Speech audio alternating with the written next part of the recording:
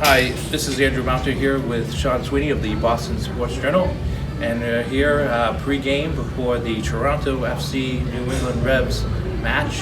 And a few questions here. Why are the Revs so successful this last few months? Is it just solely on Bruce Arena's entrance into the program, or is it the new players he recruited, or is it just the whole new attitude? It's a little bit of both, Andrew. When you look at how they were playing in the month of March, April, and the start of May, they had no purpose whatsoever. They looked like they were 11 guys who had met out in the parking lot and said, oh, let's go play a game of soccer. But now, with Bruce Arena involved, you've seen a complete turnaround. They're playing with purpose. They're passing with purpose. They are defending to a point with purpose.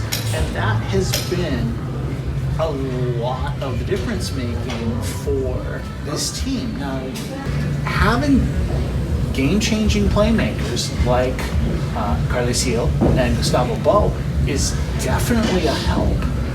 But let's also remember that these are pretty much the same players that were here in March, April, and May.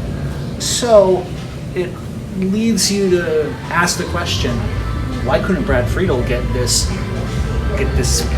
performance out of these same players? So does that look bad on Friedel's part? Do you think he just was too maybe not as strict as Arena, or is he not, maybe not a game? Arena's not as strict as Friedel.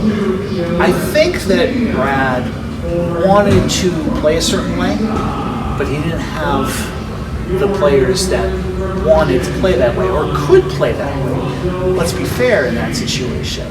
Brad Friedel's played at the highest levels of the game, played in the Premier League, played at U.S. Internationals, played in World Cup.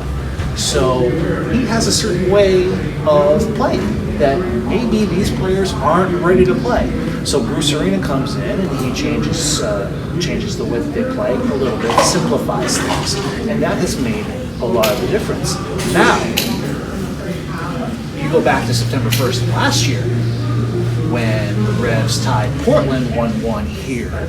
We go down to the media workroom for the post-match interview, and he says that, we're going to have winners here, and if we don't make the playoffs, there are going to be more changes.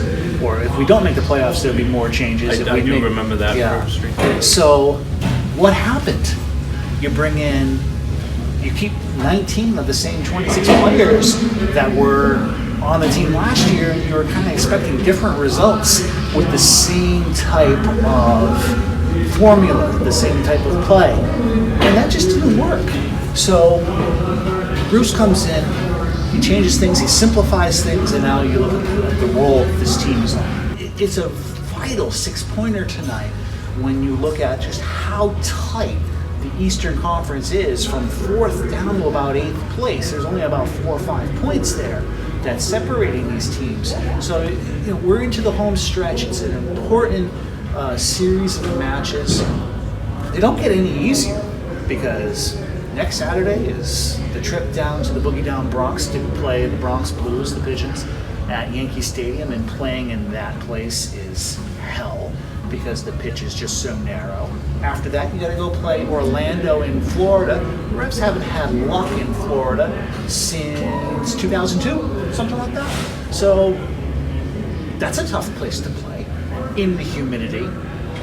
And who knows if Orlando's going to be on the map anymore after this weekend. The hurricane, yeah. And then it's back here to play a very good Real Salt Lake team, second place coming into this weekend in the West. And, I say that the West is not exactly great, but that Real Salt Lake team is doing some really good things. So there's that. There's a lot of points on the board that are up for the taking, and the Revs have to play to their capabilities the way that they have played since May 11th. The Atlanta game is decision day, right? Yes.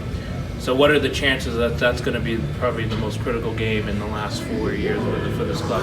Well, it's going to be huge depending on the results of these next 5-6 games. Here we are, we're on match day 28, Andrew. I really can't believe it, but the thing is that if you can get to be 4 points above 7th place after that NYCFC game here on September 29th, you're in the playoffs. Oh yeah. So, in a way, that game is technically meaningless against Atlanta, but it's still too early to tell. We are at the start of a very, very brutal stretch for this club.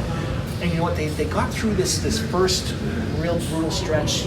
They lost to LAFC, but who isn't losing Exactly. to LAFC? I could lose to LAFC. They're a team of the century, basically, right now. They haven't won anything Right, yet. of course. They have not won This anything is not yet. the 2007 Patriots. Yeah. Who? I know, exactly. Yeah. But just one last question about Sure. Bruce Arena. I've never seen a team sort of train up to the last second. Is that a normal thing, or is this just a Bruce Arena thing that he's doing for these guys? Well, you mean playing right to the end? Well, no, I'm talking. So the pregame, Yeah. after the anthems, they do a little basic drills beforehand, even Yeah. up to basically the whistle where they have to Yeah. perform it. I've seen that with a lot of coaches, whether it be at the high school level, the college level, and now here in the pros. So it's not necessarily a new thing, but it's something that if it's helping them, if it ain't broke, don't fix it. Yeah, exactly. Well, thanks for your time. Appreciate it. No problem. Appreciate it. This is Andrew Mounter saying goodbye.